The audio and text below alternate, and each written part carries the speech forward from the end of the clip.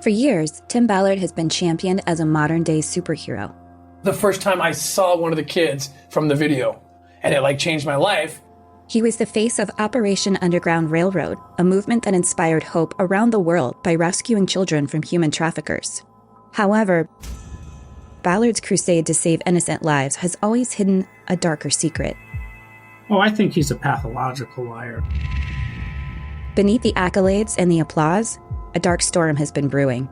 I mean, I can't find a time that he's told the truth about anything. Shocking allegations of sexual misconduct have surfaced, casting a shadow over his once unquestioned reputation. I am host Sarah James McLaughlin, and in this new season of The Opportunist, we explore the rise and the fall of Tim Ballard. Join us this October for Tim Ballard, Unmasking a Hero. Subscribe to a new season of The Opportunist now, wherever you get your podcasts.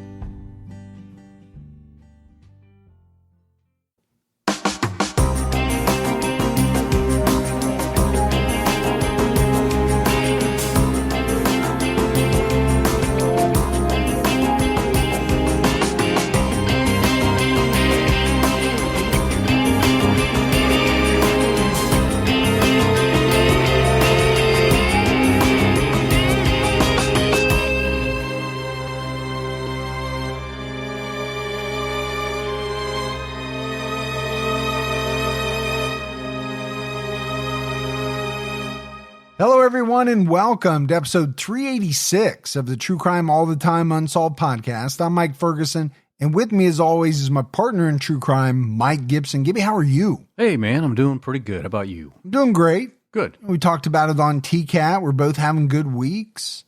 Speaking of TCAT, we have an episode out right now on this guy named Brian Scott Hartman, who was charged with killing both of his parents. This guy was in his 30s. Now, it's not unusual. We've done a lot of cases where, children have killed their parents. What is interesting about this one is the story that he told for why he killed his parents. And I don't want to ruin it by giving it away, but it's out there. So go check it out. Let's go ahead and give our Patreon shout outs. We had Jason Ash. Hey, Ash. Michelle McCarty. What's going on, McCarty? Nana Greta's daughter. Well, thanks, Nana. Stephanie Casson. Hey, Caston. Karis Gaithy. Oh, what's up, Karis? Kendall Bellin. Hey, Bellin. Stephanie Stanley. Hey, there's Stephanie. Jennifer Lamond. Well, good old Jennifer. Tony. Hey, Tony. And Sophia Agra Olea. Olea. If we go back into the vault. This week, we selected Melissa Bufonos. What up, Melissa? So we appreciate all that support. We also had a great PayPal donation from Richard Amy. Hey, thanks, Richard. So thanks to you as well. All right, buddy, we're diving right in. Are you ready for this episode of True Crime All the Time Unsolved? I'm always ready. We're talking about the mysterious death of Danniella Vian. Danniella Vian disappeared on July 17, 2018. Months later, her body was found in her vehicle, which was submerged in a body of water. Now, the authorities believe her death was an accident, but her family and friends believe there was foul play. And we've had a number of cases similar to this in that respect, right? The authorities believe one thing. Friends and family believe there was something a little more sinister going on. I think these types of episodes allow the listener to kind of wade through the known facts, some of the theories, and formulate their own opinions. Really makes you think. That's one of my fears is drowning, not being able to breathe, things like that. So when I hear how this story goes, it scares me. No, I think it scares a lot of people. Being trapped, being submerged in, a body of water, in some kind of vehicle, that's a scary thought. Did you ever watch that show that used to be on called Mythbusters? Yeah. I used to love that show. And I remember them doing an episode about, getting out of a trapped car while it was underwater. I think they used a pool, but, the same theories apply. It's a lot tougher to get out of a car than some people think. Unless you have one of those special tools. Yeah, the glass breaker. Yeah. Which they say you probably should have one of those in your car. Well, that's the key, though, right? You got to make sure you have it in the car with you. Yeah, you have to have it already. You can't go out and get it because you're trapped in the car. Well, I mean, you can't have it like sitting in your toolbox at home or have it, right somewhere where you can't get it. You have to have it with you. That's what I just said. Danniella Vian was a 25-year-old mother from Mobile, Alabama. Danniella was estranged from her family, and she lived near her boyfriend Tyler's family. She and Tyler dated on and off for 7 years and have a daughter named Cora. So they have a pretty serious relationship. I mean, 7 years, a child. Yeah. Now, it said off and on, but 7 years is a long time. According to Tyler's mother, Julie Thomas, Tyler was coping with problems that began after he served 3 years in the Army, including a tour in Iraq. Tyler has PTSD and struggles with addiction. He ended up in jail because of addiction. And addiction was a big part of our case on TCAT. Sure was. This week. Obviously, a lot of people struggle with addiction. Unfortunately, a lot of people who, serve in our military also struggle with PTSD. Danniella and Tyler made the difficult decision to transfer custody of their daughter to Tyler's parents. Julie Thomas said they put their own personal hurt aside. It was completely unselfish of both of them to be able to do that. You know what? That would be very hard to do. It would be. But if you're thinking about it logically and you're saying that, we're struggling, we want what's best for our daughter, well, then you're making the right decision, but it would be a tough one. Yeah. No doubt about it. And good for them to make that decision. And also it was good that they had grandparents that could help out. The support in place. Yes. Yeah. Cora was just 4 years old when her mother went missing, although she lived with her grandmother. Danniella was a big part of her daughter's life. And I think that's important. It's not like they just gave the child up and, had nothing to do with her. They just knew that their grandparents were in a better position, right, to take care of her. Danniella hoped to be in a position to someday reclaim custody of Cora, so she got a waitressing job at a local P.F. Chang's and focused on saving money. P.F. Chang's, love that lettuce wrap. My wife does as well. Yeah. I am not a big fan. Why not? It's so good. Lettuce is usually one of those things that I eat around, not trying to make it part of my main course. According to the show, Still a Mystery, 6 weeks before she went missing, Danniella had a baby whom she gave up for adoption. Her friend Shanna Hayden said Danniella felt comfortable with her decision exactly 1 month before she disappeared. Danniella wrote a list of goals for herself. One of her friends found the list in her journal. Julie Thomas pointed out that the list indicated Danniella had no plans of running away.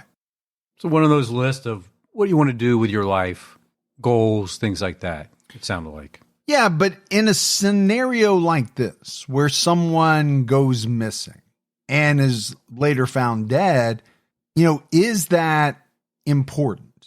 Does that become that much more important? What does this list of goals mean? Does it mean that she wasn't despondent? She wasn't, thinking about ending her life. Danniella's biggest goal was buying her own car. She looked forward to having more independence and not having to ask anyone for a ride. That's a great goal. It is. I mean, I'm sure a lot of people listening can remember back to the time before they had their car. And, it's tough when you're dependent on others for rides. You have places you want to go. You have things you want to do, but you don't have total control without that car. Now, part of the list was labeled things I'd like to do, which included get Cora her bedroom completely together, $200 towards a Capital One card, start school, pay regions, pay library fee. The second list was titled personal goals. Danniella wanted to take Cora to school every day, make sure Cora is attending a sport/dance, and have Cora sleeping over 80% of the time. Wow. Some great goals there. But again, what do these things mean? After, someone goes missing or someone is found dead, do you use them to try to figure out what was going on in a person's life? Yeah, I think it kind of helps to figure out their state of mind. Yeah, I think it does. She also wrote an inspirational quote in the corner of the page that read, "We need to see the world as it could be, not what it is." And it's not a bad thought. By July 2018, Danniella had finally saved up enough to buy her own car. On the morning of July 17th, Julie Thomas drove Danniella to the bank and then took her to a car dealership in Mobile. Danniella was giddy that morning. Julie told Dateline, "I pulled up to the dealership. She went inside, got the keys, and got her car. She was all excited. I assumed she was going back to her apartment to get ready for work." Danniella purchased the 2014 deep blue Chevy Cruze. It's exciting to buy your first car. Well, it's exciting to buy your second and third car. Any car. Your fifth car, but Yeah. especially your first, right? Everybody remembers their first car. Now, it might have been a POS, Right. but that was still your car, your first car. Because you worked so hard to save up for it. Yeah, especially if you bought it yourself. Yeah. That made it even sweeter. I remember the first time I bought my first car. Heck, I remember the first time I bought you dinner. The excitement was very similar. You mean the first and last? The one time in the going on 20 years that we've known each other? But yet it was still very exciting. It was exciting for me to get a meal. When the salesman was showing Danniella all the features in her car, he explained that the dealership installed the GPS tracker in all financed vehicles so they could easily locate and repossess the car if someone stopped making payments. Okay, that's pretty smart. I didn't know that dealerships did that. Or you can remove it by watching a few YouTube videos. Which I'm sure you've done many times. Julie Thomas last saw Danniella driving away from the dealership. Danniella went back to her apartment and made plans to go out later that evening. She left home at 5:20 p.m. and went to the Bel Air Mall to buy her daughter a backpack for school. She arrived at 5:50. Danniella's workplace was also inside the mall, and she ran into some of her coworkers. She left the mall and drove 18 minutes to Heroes Sports Bar and Grill, where she met her friend Randy Capps, who was bartending that night. A few minutes later, two more people arrived at the bar and sat with Danniella, an unnamed woman, and a man named Denson White. It seemed as though Danniella was familiar with these people, but apparently didn't know them well. Danniella, Denson White, and the woman decided to go to the Dublin Irish pub and eatery about 3 miles away to wait for Randy to finish his shift. They got there shortly after 10 p.m.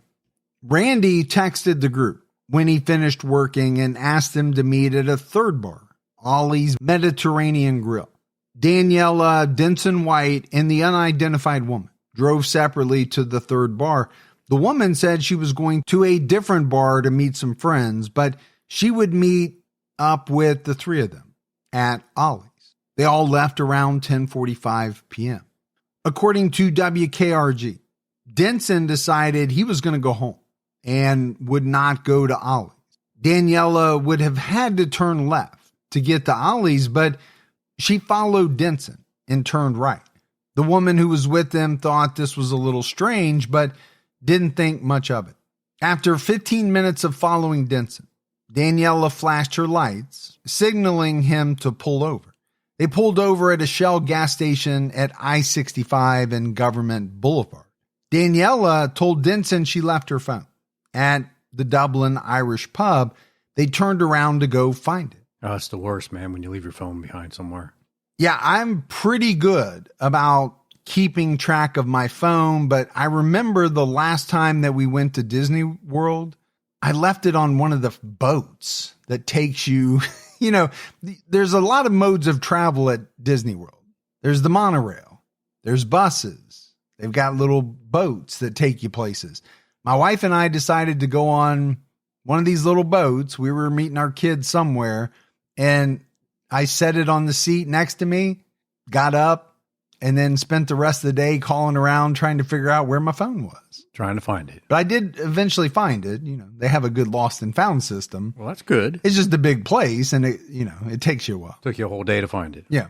Danniella was last seen alive at the Shell gas station. According to Denson White, he saw Danniella following him on the way back to Dublin Irish pub, but when he pulled into the parking lot, Danniella was no longer following him. A waitress saw Denson searching the parking lot. She asked if he was looking for a phone, and he said he was. She told him it was left inside. So he went inside, retrieved Danniella's phone, and waited for her for about 20 minutes.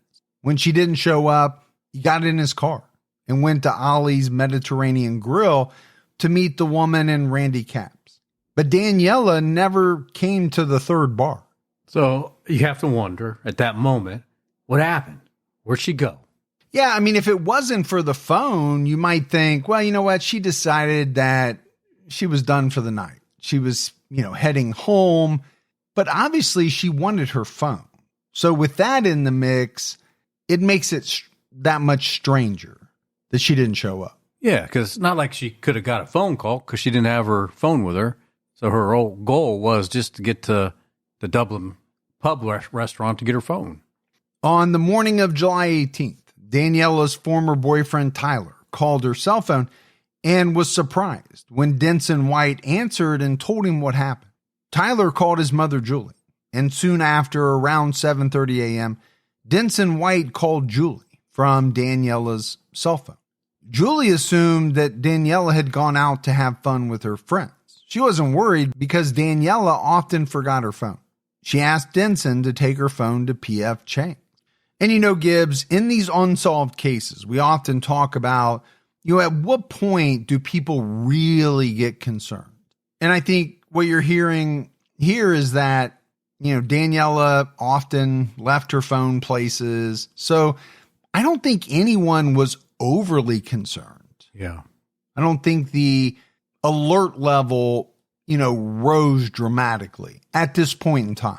It'd have to be some type of event where that she wouldn't miss, like going to work, like not showing up to work, then that might be something for you to be worried about. But just the fact that she doesn't have her cell phone. Yeah, there's nothing else that is jumping out as worrisome. But Julie became concerned when Danniella didn't show up for a scheduled visit with Cora on July 19th. This wasn't like her at all. We talked about it, right? Cora was her main priority. She always showed up for visits. And this is kind of back to your point. There's really nothing pointing to concern until there is. And her not showing up for this scheduled visit with her daughter is that point in time, or is that event that raises the level of concern. Yeah, now you got some red flags going on. Yeah. And then on July 20th, Danniella didn't show up to work. That morning, Denson White called Julie Thomas to tell her he still had Danniella's phone. And I mean, we're a couple of days on now. You would think, even though she doesn't have her phone, she would find a way to call her phone and say, hey, I'm the owner of this phone. She would have found out that Denson had it. Right. Hey, let me meet you somewhere. I want to get my phone. But when 2 days goes by and she doesn't call it, well, again, that would be concerning. Doesn't show up to see her daughter, doesn't show up to work. Pretty important events in her life. Julie told Denson she was going to the police station to report Danniella missing and asked him to meet her there. Denson came to the station and gave a statement to the police. Julie and her husband checked Danniella's phone. Before they handed it over to the police, they saw that Danniella sent her last text to a friend at 8:25 p.m. She messaged the girl saying that she was drinking at a sports bar and asking if she should drive. Then after that, there were no more calls or texts. Okay, so now we get a little more context. When you find out that the last text she sent was centered around the fact that she'd been drinking and asking someone if she should drive. Yeah, so maybe she was thinking she had a little bit too much to drink. Could be. Julie remembered there was a GPS in Danniella's new car. The police called the dealership and learned concerning information. The GPS stopped pinging at 11:07 p.m. on July 17th. That would be concerning. Julie then checked her computer, which Danniella used to log into Facebook. She found 2 voice messengers from Denson White. Each message was just a few seconds long. They were recordings of him and Danniella talking. They were muffled, but Danniella had difficulty talking and sounded like maybe she'd been drugged. Julie called the police to report this, and they told her to stay off Danniella's Facebook account. Interesting. Well, I wonder if the reason for that was that they didn't want it to seem as though was that they didn't want to be confused that maybe she was logging in versus Julie, as they're trying to figure out where Danniella is. Yeah, not knowing who logged in and showing her active. The police questioned everyone who was with Danniella on the night of July 17th, but had no official suspect. Danniella's friends were worried because her car was also missing. They noted that the Shell gas station, where she was last seen, was not on the way to Ollie's Mediterranean Grill, where she was supposed to be going. It was in the opposite direction. It was also closed and not in the safest part of the city. I mean, all we know is that she stopped at the gas station, and then she started following Denson, who says he was headed back to Dublin Pub. But by the time he got there, she was no longer following him. 5 days after Danniella was reported missing, the Mobile police announced their homicide unit was taking over the case. The police reassured the family that it was just a procedural move that would give investigators access to more resources. So that's kind of interesting. The homicide unit is taking over, but they're not coming out and saying, hey, we think this was a homicide. They're just going to have more resources to work with. But I still think it would make you feel uneasy. Well, I think the whole thing is uneasy, right? At this point, that's not going to help, though. No. Julie Thomas and Danniella's friends started their own investigation. They went to the dealership to get the GPS log from Danniella's car and find out how easy it would be to disable the GPS. An employee told Julie that anyone could do it, and it's as simple as watching a tutorial on YouTube. Interesting. Seems like I've heard that somewhere before. Danniella's friend, Shanna Hayden, told Still a Mystery, honestly, somebody had to know that it was on her car. Because, it's not like you just drive around with this big sticker on the back window that says, I'm being tracked by my dealership. And it's a very true statement. I mean, I don't know what cars on the road have GPS and which ones don't. The family searched Danniella's apartment for any clues, but all they found were things that showed a positive outlook and goals for her future. And, a lot of those we've talked about already. The family was troubled because the last person Danniella texted removed things from her apartment. The friend asked Julie if she could go to the apartment to take a few things for a keepsake. When she asked, it hadn't even been 24 hours since Danniella was reported missing. And it is strange. I think it's very strange. It's like, we don't even know what happened to her yet. You want to go get some keepsakes? Can't start claiming people's stuff if you don't know what is going on with it. And I think when you do start to claim things, it gives off an air of like you already know. Yeah, you that know they're something. not coming back. According to Julie, the friend admitted that she took some things out of the apartment. Julie noticed that a lot of pages had been ripped out of Danniella's journals. Julie believes the friend ripped those pages out because they contained personal information she didn't want others knowing. The police questioned this young woman, but didn't name any of Danniella's friends. fingerprints as persons of interest in her disappearance. Still very suspicious. It is very suspicious. And I do want to go back to this GPS thing for a minute. I made the statement that, okay, I'm not going to know what cars on the road, are being tracked using some type of GPS from the dealership.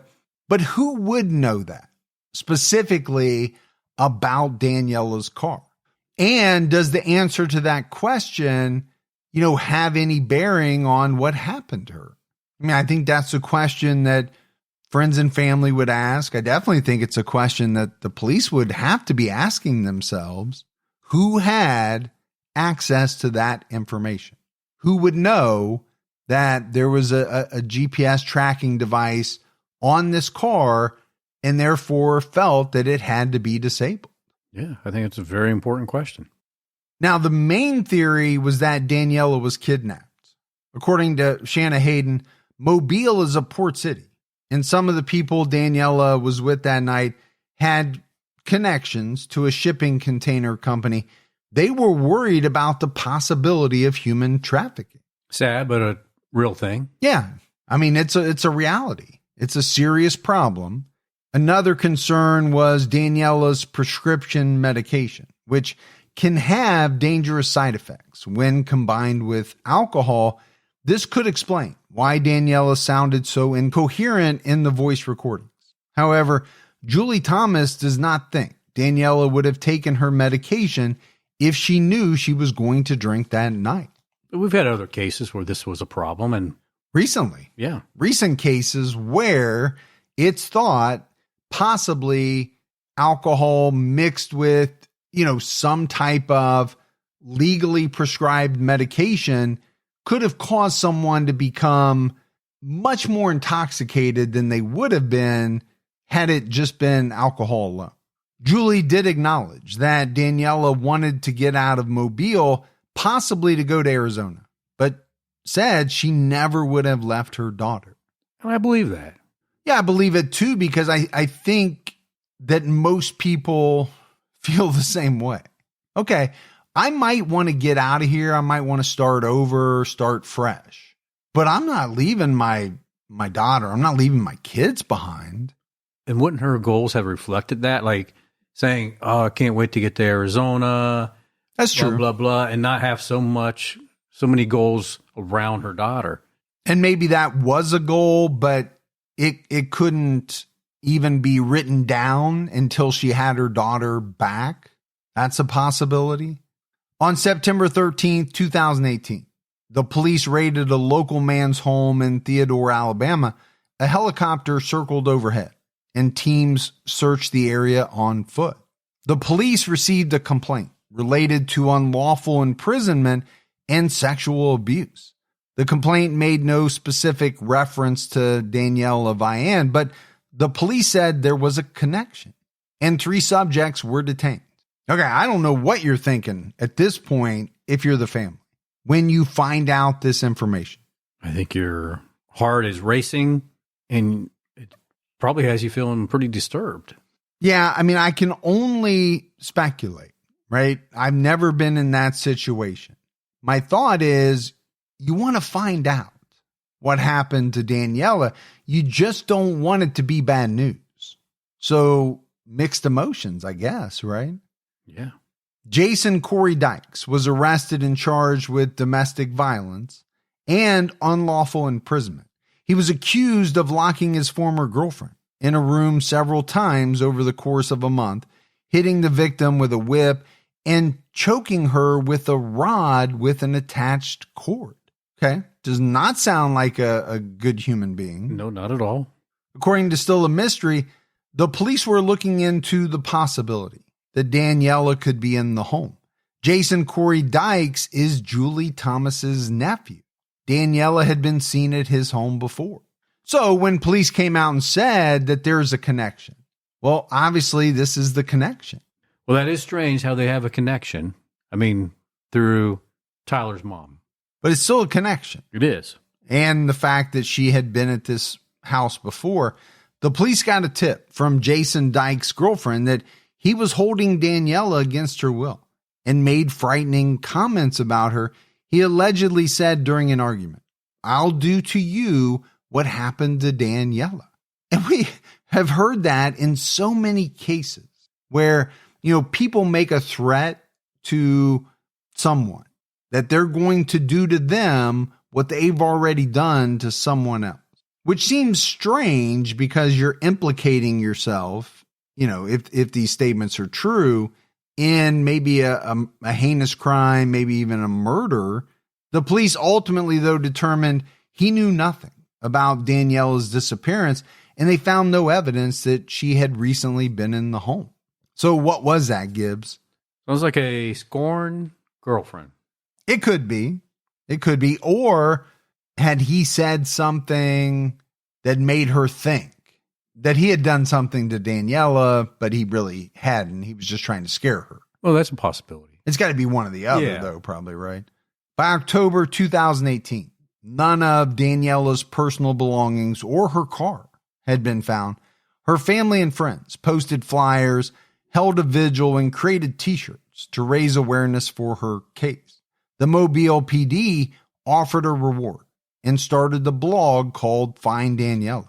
According to Julie Thomas, the police waited almost 8 months to conduct polygraph tests. Danniella's former boyfriend, Tyler, was never a suspect because he was in jail when she went missing. Julie told Dateline he has guilt of not being there with her to protect her when she went missing. So, of course, he's very mad. He's dealing with every emotion. He's worried that Cora's not going to have a mom. He is going to have to be the mom and the dad. Well, that's a legit cause of concern. But let's talk about someone not being a suspect because they were in jail. Well, obviously, if you're in jail, you couldn't do something to someone yourself. No, you have a pretty good alibi where you're at. But does that mean you couldn't have orchestrated something or caused something to happen through someone else? Of course you could have. It's possible. Julie also spoke about how everything was affecting Cora, saying in the beginning, she just knew that mommy was missing. But now, 3 months later, she's overheard more. As careful as you are, she's going to hear. And that's one thing that, I found with my kids growing up. You can be as careful as you want to when you're talking, but kids have a way of hiding around the corner or overhearing things you don't want them to overhear. On May 2nd, 2019, a police dive team performing a training exercise found a submerged car in Bayou Sarah near the Saraland boat launch. A female body was found inside the vehicle, but the police could not immediately confirm it was Danniella Vian. They did, however, confirm that the vehicle was hers. Which is pretty much like saying the passenger is her. Well, it's hard not to think that that's most likely the case. The car was found 30 minutes from where she was last seen. Mobile Police Department Chief Lawrence Batiste did not comment on the specifics of what divers could see in the car, but said authorities were speculating it was Danniella's remains inside the vehicle. He said, per NBC, the Mobile Police Department and the Saraland Police Department dive team were doing training in this area. They looked at the car a little bit closer, and when they looked at it a little bit closer, they were able to see things that were unique to Danniella's vehicle. They came to the conclusion that this is the vehicle that Danniella Vian would have been driving. He further explained, because of the unique situation we're dealing with a vehicle that's in the water. We have to treat it as though it's a crime scene. The uniqueness of the situation that we're dealing with this morning requires us to be extremely cautious and methodical about what we do. Okay, so saying they're going to be really careful. Which they should be. Yeah. Because, how many times have we talked about the police kind of rushing into something, later finding out that it's a crime scene, but unfortunately, by the time they find out, they've pretty much contaminated it. He said, we're talking about a vehicle that's been missing and a person that's been missing for almost a year. Once we make a decision to move that vehicle, because of the length of time that Danniella has been missing, we have to take into account the potential decomposition that might have taken place. And so we have to make sure that as we move that vehicle, we don't lose any evidence whatsoever that may be critical to us pursuing at some point a criminal investigation. Well, very smart individual. I mean, these are the things you want to hear. Now, you hope they follow up and they do it as best they can, but it sounds like the game plan is solid. Yeah. The thinking is solid. It's like they understand how critical it is. Yes. He said, we wanted to make a recovery of Danniella, but we didn't want to make a recovery of Danniella in this manner. It's her vehicle, but we can't say with 100% certainty at this time that it's her in the vehicle. Many locals were in shock after the car was found. A woman named Kim Strassner told NBC 15, there are so many unanswered questions to this as to when did this come and how. There's just no way it's been there for 9 months. As much boat traffic, fishing, and swimming that goes on, it was just a surprise to everyone. A shocker that it's said to be there for this length of time. Yeah, but I think the police have discovered a lot of vehicles, or recovery teams have discovered a lot of vehicles in bodies of water that, obviously boats go through, people swim. Sometimes these places have been searched before. Yeah. And again, we don't know how deep this is, but there's a lot of cars at the bottom of bodies of water. More than we realize. Strassner added, for a car to skid through, you would have tire tracks or skid marks. Not been any of that. She said the whole community felt that something was off, noting when they brought it out, the white license plate, the crisp and clean, looked like it hadn't been here long, almost like the car was just brought here recently. So it sounds like she's saying that somebody just put it there not too long ago. Well, I think she's saying a couple of things, right? So if you make the assumption that Danniella, for whatever reason, drove off into this body of water, this woman's saying, you think you would see some tire tracks, you would see some skid marks as somebody hit the brakes. They're realizing that they're about ready to go into this body of water. They didn't see any of that. Well, what if the person didn't realize? Yeah. They were just driving along, plunged into a body of water. You wouldn't have skid marks or anything like that. And then, this idea that the license plate was too clean, looked like it hadn't been there that long. I don't know. I don't know what this body of water is like. Where we live, different lakes have different levels of algae and things like that. What was the current? How fast flowing was the water, if it was flowing at all? I think there's a lot of different things that would go into that. I agree. There's too many variables. Danniella's friend Shanna Hayden told NBC 15 that the location of the car was surprising because no one thought to look there. I don't think if you were to ask anybody who knows her that they would have told you, oh, I think she's in Saraland, or I think she took off and went to Saraland, or you guys should check Saraland. I don't think Danniella drove her car 20 some odd miles north of Mobile and drove into a boat launch. She loves Cora and never would have done that. It's not plausible. Even though it does bring some closure, it just kind of brings up this whole other box of what ifs and hows and who's. Well, I think she's right. Definitely brings up how did the car get there? Who was involved? It could have been as simple as you said. She could have just drove and found herself into the water. Well, I think, Shanna is saying there's no way that she would have intentionally drove, into a boat launch. I get that part. But what if you'd been drinking? What if you shouldn't have been behind the wheel at all? Now you've got to figure out why she's this far out in the first place. Yeah.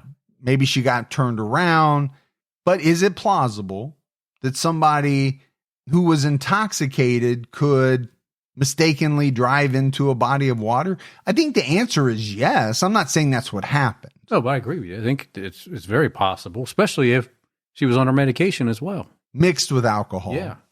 On May 14, 2019, NBC 15 reported that they spoke to law enforcement and learned that Danniella's death was considered a likely accident. Investigators were still awaiting toxicology results, but police felt they could conclusively say the body inside the car was that of Danniella Vian because the clothing matched what she was last wearing, as well as some other identifiers. The preliminary investigation indicated she was alive when her car went into the water. The Mobile PD released the following statement. Based on autopsy results, Danniella Vian's cause of death is undetermined. Preliminary investigation has revealed that the condition as to how Vian's car was found in Bayou Sara is consistent with that of an accident. The investigation into her death will remain ongoing. Well, I mean, it's good, right? They're keeping it undetermined until they actually know what's going on. Yeah, I mean, her cause of death was undetermined due to the condition of her body, but preliminary autopsy results didn't find any trauma. So they didn't find anything that would point to foul play. Now, they did make the determination that she was alive when she went into the water. So does that further support, their theory of accident? And I would say, yeah, it probably does. Chief Lawrence Batiste said, this is still an active investigation, but everything we have found to this point indicates to us or appears to us to be an accidental incident.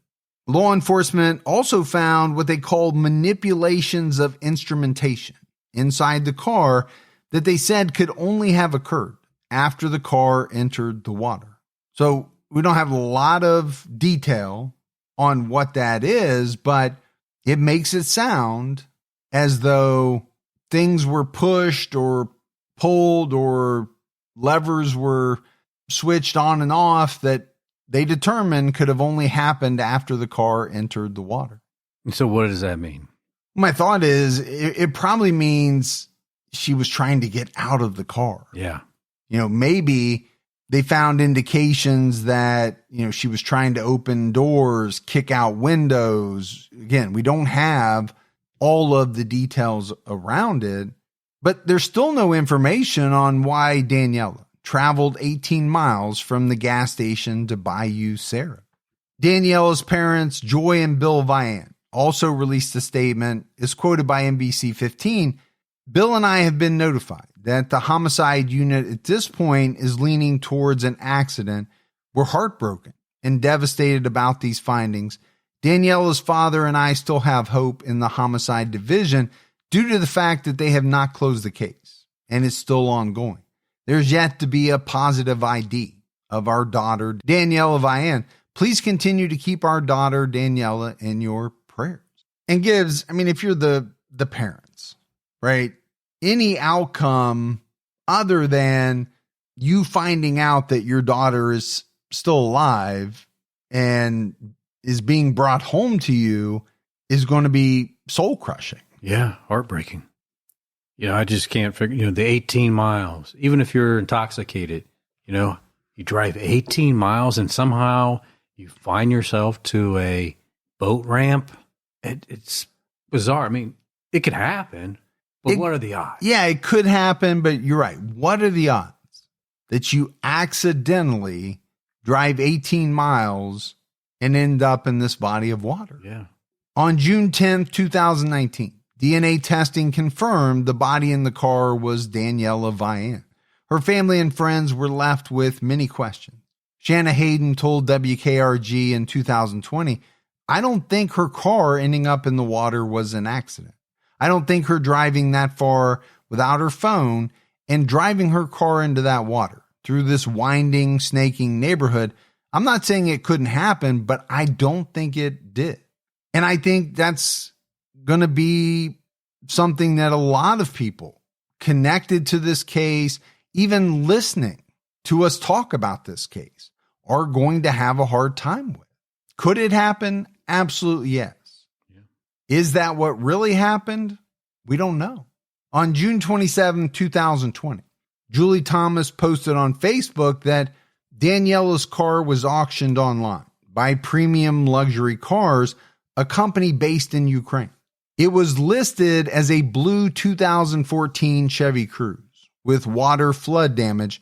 The car sold for $25, but additional fees brought the total price to $4,150. Surprised that the police let it go. Well, Julie Thomas's full Facebook post was published by the outlet WKRG. She wrote, "So is it an open case or did they close it? No word from them. I've gone back and forth about posting this, but I'm really just tired of tiptoeing around. The fact that this is even an issue is tragic. This never should have happened to Danniella. We can't change the past, but we can be her voice in the present and make sure she gets justice. This is Danniella's car, up for auction and sold, shipped off somewhere in the Ukraine. How is this even possible? We're under the impression that the investigation is still open and active, and then find this. Is this not evidence or a potential crime scene? This makes no sense, especially when her family, her daughter, hasn't been given any kind of update. Another thing, where is the back passenger seatbelt and the keys? Tell me how this looks like an accident. If someone can explain this to me, please go ahead, but I'm going to keep making noise." I mean, she has some legitimate concerns, questions. Yeah, she brings up some good points.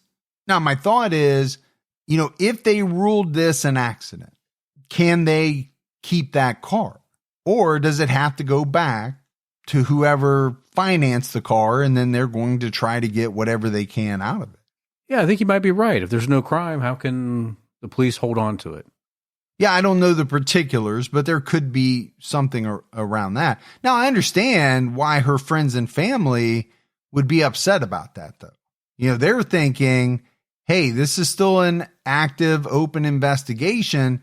Well, but her car is gone and it's now in the Ukraine. So, yeah, I mean, if they find out and decide to call it a homicide, they're not going to have the evidence that they would want. I'm also very curious as to the point she makes about the keys. She's basically saying, where are the keys? Now, you would think the keys would have been found in the car. Yeah. In the ignition. But it sounds like they weren't. Now, unless Danniella took them out to try to use them to break the glass. Right. And they're at the bottom of this body of water and they just weren't found. That's a possibility. In March 2021, Danniella's family and friends gathered for a candlelight vigil on what it would have been her 28th birthday. The vigil was held at Medal of Honor Park, where Danniella often took her daughter. A tree was planted there in her honor. Shanna Hayden told NBC 15, "We're here to celebrate her, but this is also a reminder that there are people that care about her. We're not going away. We're not done. We're not giving up. We're not going to be quiet. As a matter of fact, we're about to start getting louder."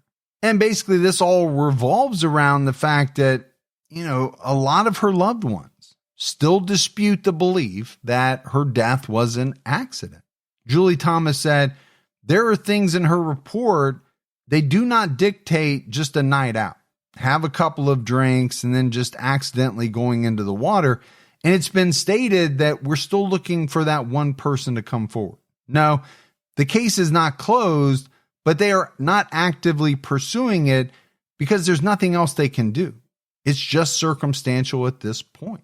And unfortunately, we've seen it time and time again. There are some cases that, they're not ruled a crime. There's no evidence of a crime. What are the police to do? Unless they get a tip that they can check up on or act upon. Shanna Hayden noted that they received information that led them to believe someone knew more than what they shared with authorities. She told WKRG in 2022, "I think the biggest thing for most is explaining how she got from Government Boulevard at I-65 to Bayou Sarah in the shape she was in. There have also been lots of lies told by the people close to her at the time of her disappearance and switched up stories which lead to more questions." Yeah, I believe there's definitely a lot of questions unanswered. Absolutely. There are a lot of questions in this case. Now, I think the issue here is accident versus something more malicious. Right. Right. Authorities have said they found no evidence of foul play, so they're ruling it, accidental. The family just isn't buying it because I think of the questions that are still unanswered. Danniella's family has emphasized that she had no known connection to Saraland. The drive to Bayou Sara would have taken her through many turns in a residential area. Which, if intoxicated, sounds like would have been kind of tough to navigate. Yeah, I get that. Now, was she familiar with this area at all? I get it, no known connection. But did she even know it was there? Because it's hard to believe that if somebody wanted to end their life, that they would just drive around until they found a body of water. Yeah. I don't know if that would be the case. And I guess that's kind of the third theory, right? There's three theories here. Accidentally driving into this body of water, not being able to get out and drowning. That's got to be a theory. Yes. Someone playing a part in her ending up in the water inside this car. That's got to be a theory. And then there is a third theory that this was done purposefully because she wanted to end her life. Yeah. I think what is making it tough is that there's really no evidence connected to the second and third theories. No. We went through her journals. Everything seemed pretty positive. She had goals. She had aspirations. She had, her young daughter who, she really loved. Most people believe she would not have hurt herself and left her daughter behind. It does bug me that some of the pages in the journal were ripped out. We don't know why. We don't know what they said. Yeah. And we don't know why the one friend went over to the apartment within 24 hours and might have taken certain items. Then I think, when you get into that second theory, well, then you got to figure out, who would have a motive and how would they have accomplished this? Is it a random stranger? Or was it someone who was out with her that night? Was it someone who knew she had just gotten this car that had this GPS thing on it? Yeah. Again, a lot of things to go through and a lot of questions. If Danielle was drunk and got into a fatal accident, why did she drive so far outside the city? And why did she choose to go to a body of water in a place she had probably never been before? Was it Danniella who turned her GPS off that night? If so, why? Or was it someone else who did it because there was foul play involved? It's been 5 years since her body was found, and all of these questions remain unanswered. I think it's why it's a mysterious case. Now, as we wrap this one up, Gibbs, a lot of times people say the most obvious answer is the correct one. Well, what's the most obvious scenario? I would have to say it's that she mistakenly drove into this body of water, maybe intoxicated. Yeah. And that played a role. But that doesn't mean that that's definitely the way that this went down. Yeah, I'm thinking if it was like a couple miles away from where she was at, more believable. It would make more sense. But the fact that she had to travel 18 miles, windy roads, residential area, it makes it a little bit harder to accept. And it does. And now some people might argue that because she was intoxicated, she got lost. She didn't know where she was. She was winding through this neighborhood, trying to find her way out, made the wrong turn, boom, splashed into this water. What makes it tough on the foul play angle is that there's really no one, as far as we know, that has surfaced that really had a motive. Right. To want to do her harm. First of all, it would have had to have been somebody who knew she was out. Yes. That night. Unless we're just talking about a random person. But again, most crimes, most murders are committed by people with whom the victim is acquainted. Right. So. And I don't think it's her wanting to end her life. based on her journal, based on comments from her friends and family. Yeah, I mean, unless there was something going on that nobody knew about or has not come to light, I think that scenario makes the least amount of sense. I really do. I agree. The question is, will we ever, really find out for sure? And I think this is a tough one. It is. I mean, the car's out of the picture now. Doesn't really sound like the police are really actively looking into it. And maybe because they just don't have any leads to look into. Yeah, could be. But that's it for our episode on the death of Danniella Vian. We got some voicemails. You want to check those out? Let's hear them.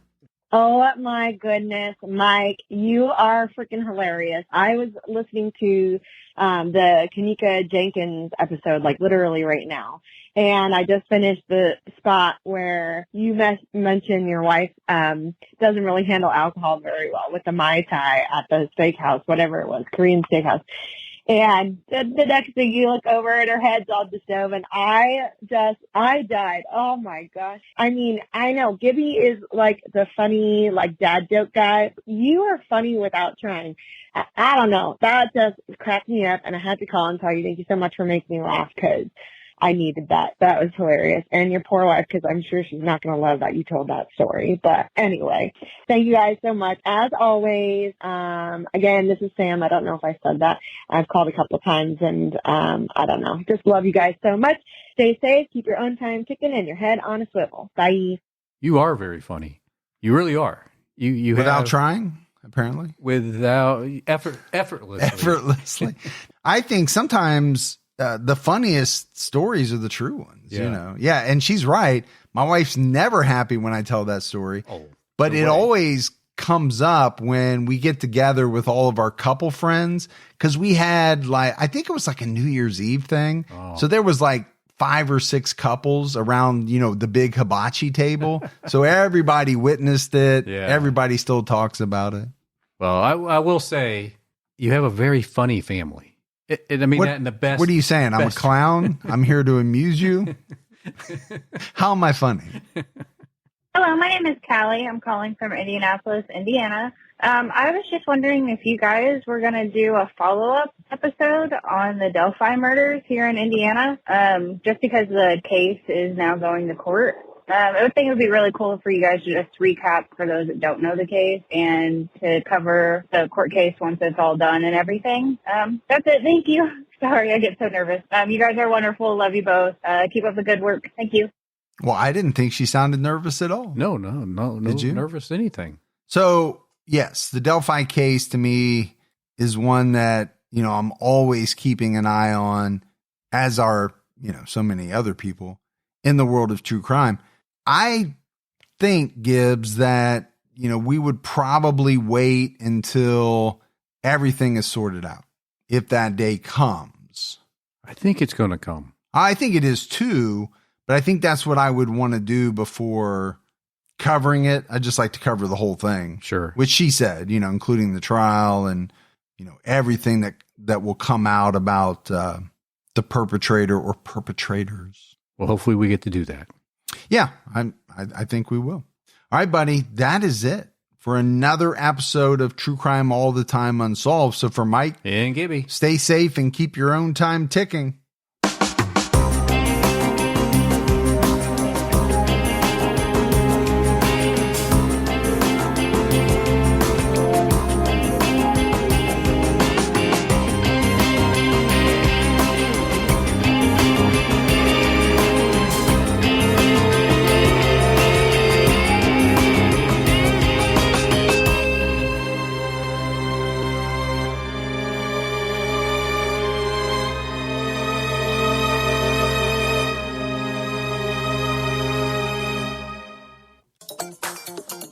I love reality TV on Pluto TV. Same, and I love that it's free.